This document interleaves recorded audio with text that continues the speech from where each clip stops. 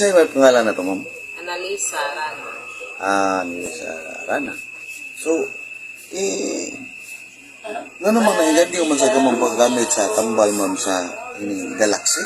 Sabay mong nakita niya nga nag-inganyo man ka, kasi nagpaibaw ni mo. Kani pong mga tambala, sir, nanong nainganyo ko alit, tungod kang Mr. Labaho. Kay, nagamit siya, human, isira, nakagamit po kaning mga tambala, kaning tambal sa Galaxy, kaning ginseng, kaning energy booster, magical, kaning kape.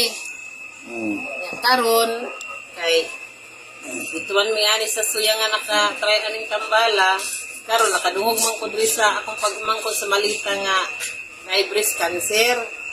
Di karon kuan ko nga naman po iyang kauban nga doktor sa Galaxy, iyang gitawagan, iyang giimbita dito sa suyangan. Di karon nagkita mi dito sa mga doktor, si Dr. Iberlaig, si Dr. Rawil Batapa, o si Ma'am si Cadalso.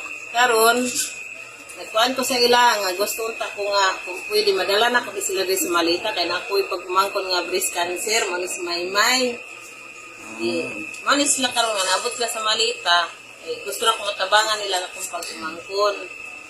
Ako nanawagan po ko sa mga kundi sa malita nga naikinsay mga bugat o balatian, ila lang po ning gamito ng mga produkto para makatry po sila pagkaman matabangan po namo sila.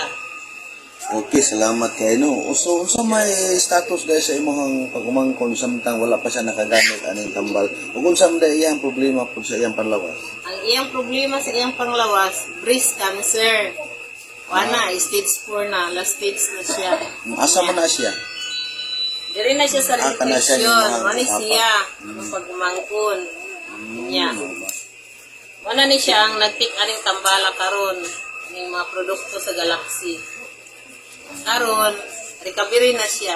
Gamay na lang yun. Ayo na siya. So, salamat kayo. Salamat kayo sa produkto sa Galaxy. Okay. Sa mga tambala. Wala yung gigamit.